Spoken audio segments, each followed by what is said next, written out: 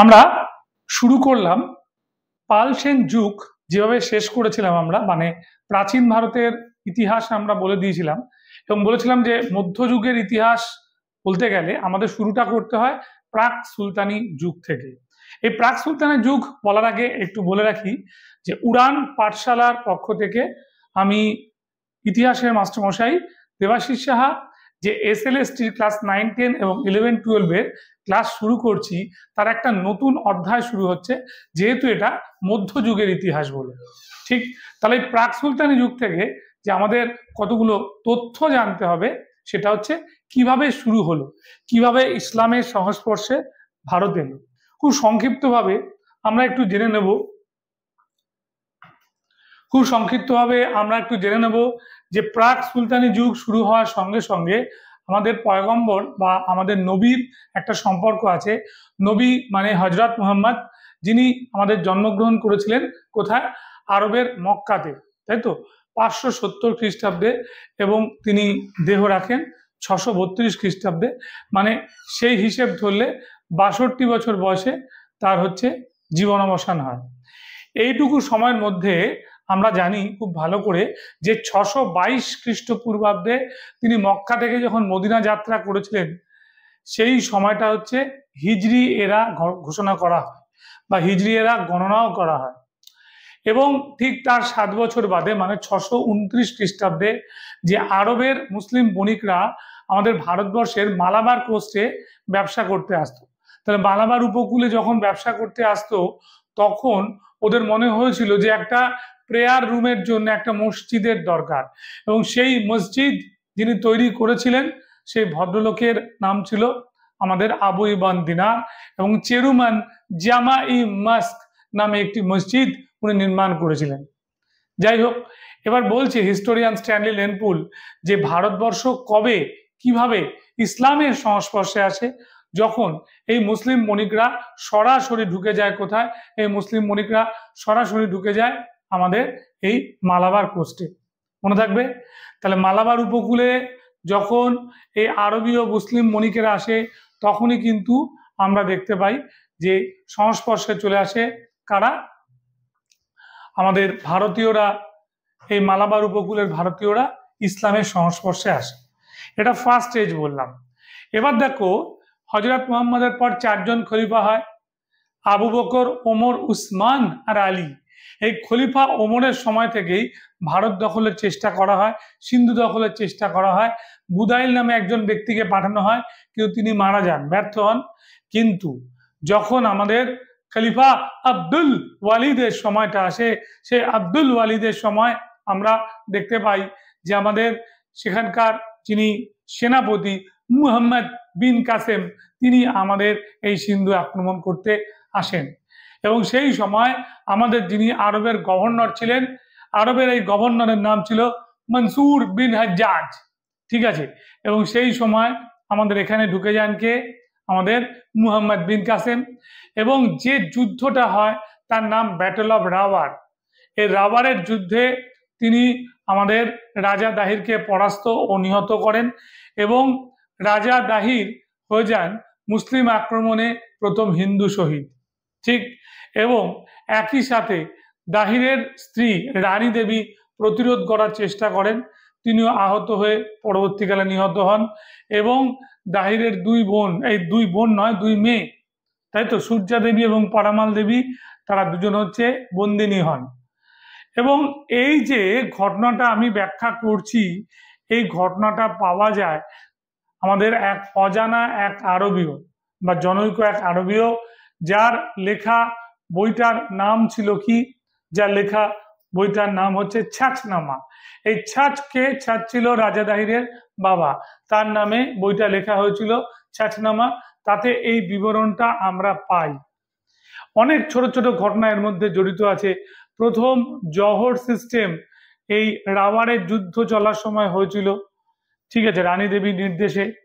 আবার একই রকম ভাবে এটাও দেখি যে যখন মোহাম্মদ বিন কাসেম আমাদের এই আরবের সিন্ধু দখল, মানে আরবীয় মুসলিম হয়ে সিন্ধু দখল করলেন, সেই সময় আমাদের এই সিন্ধুবাসীদের উপরে উনি জিজিয়া ট্যাক্স চাপিয়েছিলেন। জিজিয়া ট্যাক্সটা হচ্ছে আমাদের মুসলিম ছাড়া অন্য কোনো ধর্মের লোকের ওপরে তাদের জীবন ও সম্পত্তি রক্ষার জন্য একটা ট্যাক্স দিতে হয়, যার নাম জিজিয়া ট্যাক্স। মনে থাকবে। নেক্সট, তারপরে আমি যেটা বলবো যে আরবদের সিন্ধু বিজয় ছিল ফলাফলবিহীন ঘটনা। এটা কে বলেছিল? ঐতিহাসিক স্ট্যানলি লেনপুল। আবার এই বইটা এতটাই জনপ্রিয় হয় যে আমাদের মীর মুহাম্মদ মৌসম, ঠিক আছে, তারও আগে আবু বাকর কুফি, আবু বাকর কুফি এই বইটাকে প্রথম আমাদের ফার্সি ভাষায় ট্রান্সলেট করে। এবং এটাও জেনে রাখো, আমাদের মানে সম্রাট আকবরের সময় মীর মোহাম্মদ মৌসম এই বইটাকে আবার একটু নতুনভাবে লেখেন, তথ্যগুলোকে এক রেখে বইটা নতুন নামকরণ করেন তোয়ারিক-ই সিন্ধ, তাই তো, তার মানে সিন্ধ বিজয় বা সিন্ধুর বৃত্তান্ত। ঠিক আছে, বেশ। তাহলে প্রথম পর্বে ভারতবর্ষের মুসলিম আক্রমণের একটা ধাপ শেষ হলো। দ্বিতীয় ধাপটা হচ্ছে ঠিক 738 খ্রিস্টাব্দ। মনে থাকবে কত সাল বললাম? 738 খ্রিস্টাব্দ। এই সময়টা কি হয়েছিল? এই সময়টা মনে রাখবে হচ্ছে গুজরাট জয় হয়েছিল, তাই তো, গুজরাট জয়ের চেষ্টা করেছিল।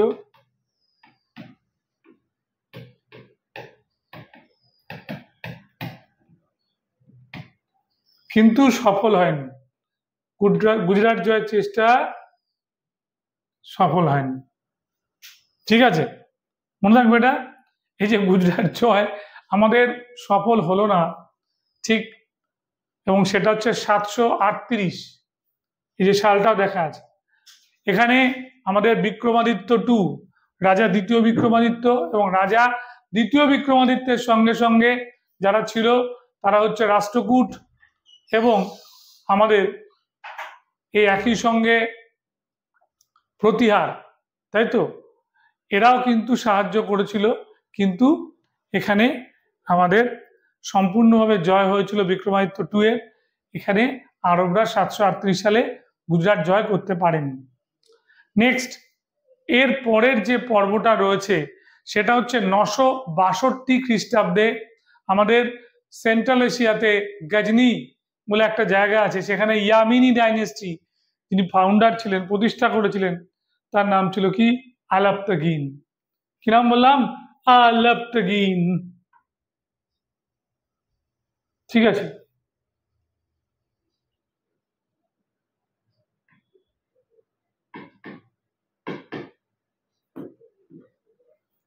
আলাপ্তগিন 962, তাই তো, তৈরি করলো। তাহলে এই যে আলাপ্তগিনের কথা বললাম, উনি কিন্তু সম্পূর্ণভাবে, এটা মনে রাখবে, উনি একজন, তোমার খুব সত্যি কথা বলতে, উনি একজন ছিলেন তুর্কি মুসলিম, তুর্কি মুসলিম। এবার যখন সিংহাসনে বসলো সাবুক্তগিন, তিনি সুলতান মাহমুদের বাবা, সাবুক্তগিন 986 খ্রিস্টাব্দে আক্রমণ করেন। কোন দিকটা আক্রমণ করেন? আমাদের পুরোপুরি ওই কাশ্মীরের কাছাকাছি জায়গায় উনি আক্রমণ করেন এবং হিন্দু শাহী বংশের রাজা জয়পাল, ঠিক আছে, তার কাছে পরাস্ত হন। তাহলে ভারতবর্ষের প্রথম তুর্কি মুসলিম আক্রমণকারীকে? উত্তর হচ্ছে, মনে রাখবে, সবুক্তগিন। মনে রাখবে এটা, সবুক্তগিন হচ্ছে প্রথম তুর্কি মুসলিম আক্রমণকারী।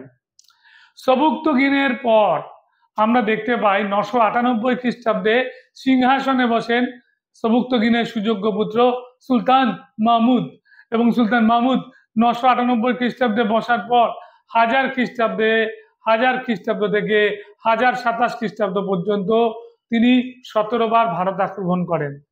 ঐতিহাসিক স্ট্যানলি লেনপুলের মতে তিনি এই 27 বছরে তিনি 17 বার ভারত আক্রমণ করেন। ঠিক আছে, এর মধ্যে 3টে জয় খুব ইম্পর্টেন্ট। একটা হচ্ছে 1001 সালে উনি আমাদের ওয়াহিনদের যুদ্ধে, প্রথম ওয়াহিনদের যুদ্ধে জয়পালকে পরাস্ত করেন, পরাজিত জয়পালকে বন্দী করেন এবং তার পুত্রকে একটা চিঠি লেখা হয় যেন উপযুক্ত, তোমার কি বলবো, ওই মুক্তিপণ দিয়ে তার বাবাকে ছাড়িয়ে নেওয়া হয় এবং সেইভাবেই ছাড়িয়ে নেওয়া হলো, যেটা জয়পালের কাছে খুব অপমানে লাগলো। জয়পাল তখন সুইসাইড করলো।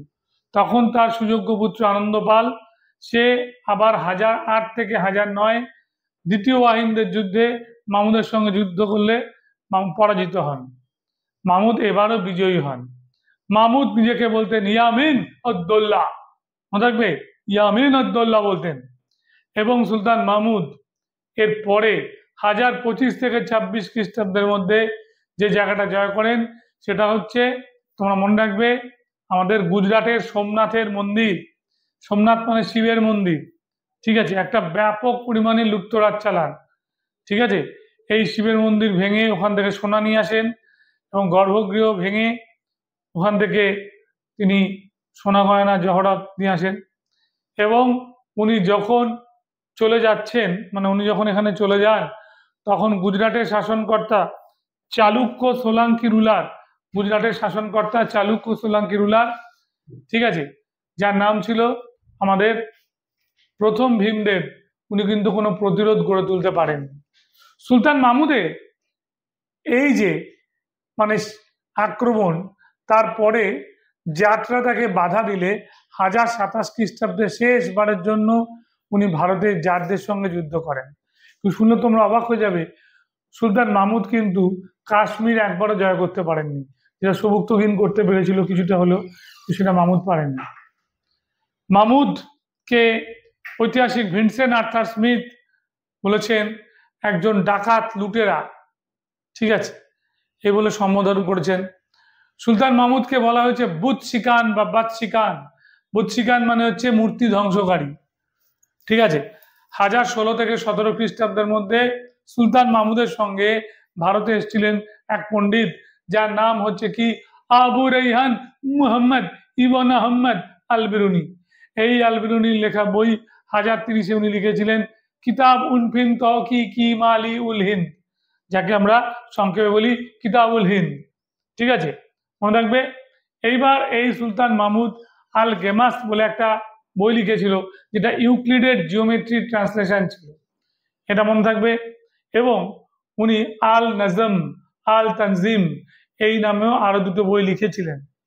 সুলতান মাহমুদের এই যে বইটা, যাকে আমরা কিতাবুল হিন্দ বা তহকিকি হিন্দ বলে চিনি, 1030 খ্রিস্টাব্দে লেখা এই বইটার মধ্যে অনেক ভালো ভালো টপিক ছিল, যেমন Indian mathematics, Indian astrology, Indian mathematics, Indian astrology এগুলো ছিল। এবং সেই সঙ্গে সঙ্গে আমাদের কি বলবো ইন্ডিয়ান সায়েন্স নিয়ে উনি আলোচনা করেছিলেন। 1048 সালে আমাদের অল বিরুনির মৃত্যু হয়।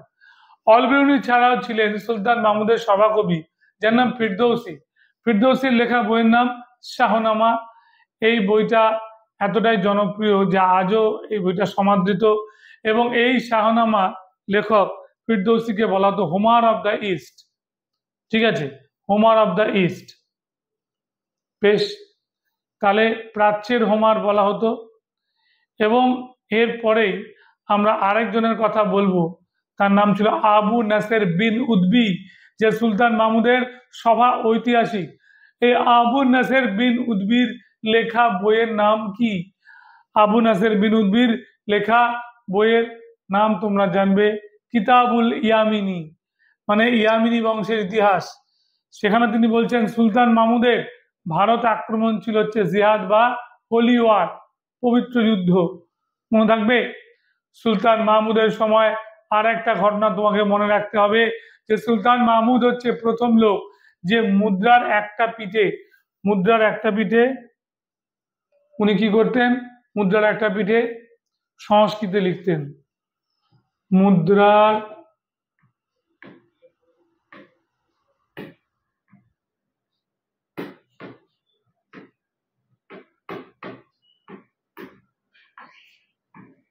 সংস্কৃত ভাষায়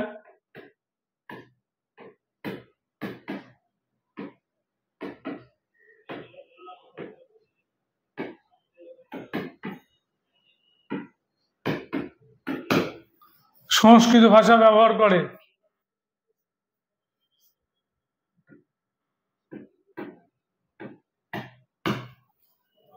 ঠিক আছে। ফলাফলবিহীন ঘটনাটা দেখবে ভালো করে, আচ্ছা, ঠিক আছে। আলাপ্তগীন গিন কি মনে রাখবে, নিজেকে ইয়ামেন উদ্দৌলা বা বৎসিকান,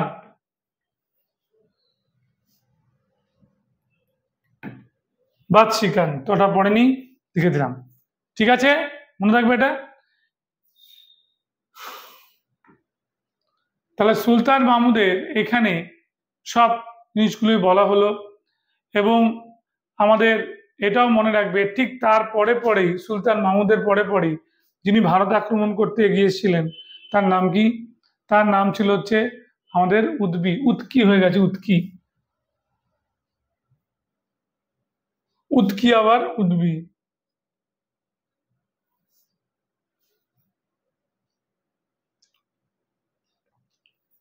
আচ্ছা, এবার আমরা যেটা বলবো, সুলতান মাহমুদের পরে ভারতে আবার আক্রমণ হলো অনেকটা পরে, সময়টা হচ্ছে 1175 খ্রিস্টাব্দে শিহাবুদ্দিন মুহাম্মদ ঘুরি উনি আক্রমণ করলেন ভারত, এবং উনি ছিলেন প্রথম আমাদের কি বলবো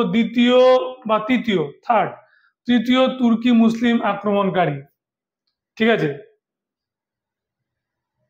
মনে রাখবে। এবার উনি কি করেছিলেন, উনি যখন ভারতে আসেন তখন 1175 খ্রিস্টাব্দে তিনি আমাদের মুলতানের মূলরাজকে পরাস্ত করেন।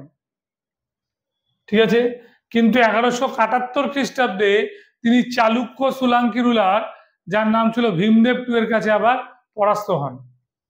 ঠিক, ভীমদেব টু এর কাছে পরাস্ত হয়ে গেলেন তিনি, এবং তারপরে ওনাকে যিনি সাহস জুগিয়েছিলেন সে ভদ্রলোকের নাম হচ্ছে আমাদের কি বলবো এক বিখ্যাত সুফি সন্ত, তার নাম ছিল খাজা মাইনুদ্দিন চিশতি।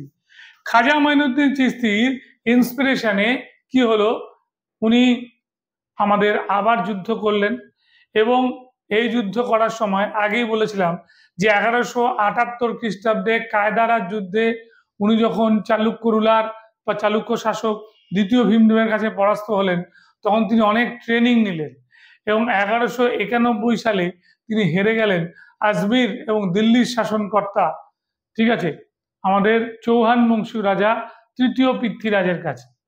এবং হেরে যাওয়ার পর উনি আবার শক্তি সঞ্চয় করে 1192 খ্রিস্টাব্দে তিনি যখন যুদ্ধ করলেন, সেই যুদ্ধে কিন্তু আমাদের এই কি বলবো তৃতীয় পৃথ্বীরাজ চৌহান পরাস্ত হলো, এবং শুধু পরাস্ত হলো না, তাকে বন্দিও করা হলো। চাঁদ বরদই, ব্রাহ্মণ পণ্ডিত চাঁদ বরদইয়ের লেখা পৃথ্বীরাজ রাস থেকে এটা আমরা জানতে পারি। খুব ভালো কথা। এবার আমরা দেখতে পেলাম যে মোহাম্মদ ঘুরি এখানে থেমে থাকলো না। 1194 খ্রিস্টাব্দে আমাদের তৃতীয় পৃথ্বীরাজ চৌহানের যিনি হচ্ছেন শ্বশুর মশাই ছিলেন, তার নাম হচ্ছিল জয়চন্দ্র গাহরওয়াল, সেই গাহরওয়াল বংশীয় রাজা, রাজপুতদের একটা শাখা। তিনি কিন্তু আবার কি হলো, তার কাছে চান্দাওয়ারের যুদ্ধে পরাস্ত হলেন। চান্দাওয়ার 1194 খ্রিস্টাব্দে হয়েছিল চান্দাওয়ারের যুদ্ধ, দেখে নাও। এই যে কনৌজের শাসনকর্তা জয়চন্দ্র গাহরওয়ালকে চান্দোয়ারের যুদ্ধে পরাস্ত করেন। ঠিক আছে, আর এটা তো ইম্পর্টেন্ট বলেই দিয়েছি আমি, প্রথম তরাই দ্বিতীয় তরাই। বেশ, তাহলে পৃথ্বীরাজ রাসগ্রন্থে আমরা বিবরণীটা পাই। মোহাম্মদ ঘুরি ভারতবর্ষের প্রথম মুসলিম সাম্রাজ্যের প্রতিষ্ঠাতা নামে খ্যাত, কারণ উনি কিন্তু সিলেক্ট করেছিলেন কাকে, কুতুবউদ্দিন আইবককে, এবং কুতুবউদ্দিন আইবক যখন সুলতান হন তখনই আমাদের সূচনা হয় এই কি বলবো কোন বংশের, আমাদের দাস বংশ বা স্লেভ বংশ বা ম্যামেলুক ডাইনেস্টির প্রতিষ্ঠা হয়। এবং উনি প্রথম শাসক যিনি লক্ষ্মীর ছবি তার মুদ্রায় রাখতেন, ঠিক আছে, এবং সেটা তার সমস্ত মুদ্রাতেই পাওয়া গিয়েছিল, এবং কোনোটা তিনি কিন্তু অবমাননা করেনি। ঠিক আছে, এবার যখন প্রথম তরাইন আর দ্বিতীয় তরাইনের যুদ্ধ হয়, বিশেষ করে দ্বিতীয় তরাইনের যুদ্ধে, তখন কয়েকটা লোকের নাম এখানে উঠে আসবে। একটা লোক হচ্ছে এর মধ্যে, মনে রাখবে ভালো করে, তার নাম বখতিয়ার খলজি।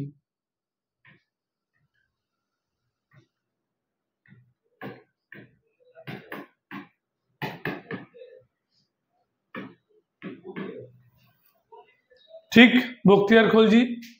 2 নম্বর ব্যক্তির নাম কি? নাসিরউদ্দিন কুবাচা।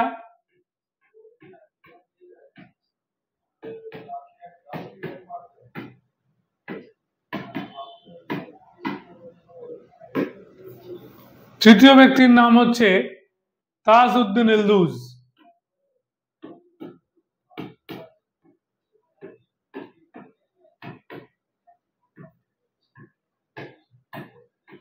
আর চতুর্থ লোকটার নাম কি ছিল? চতুর্থ লোকটার নাম ছিল হচ্ছে কুতুবউদ্দিন আইবক।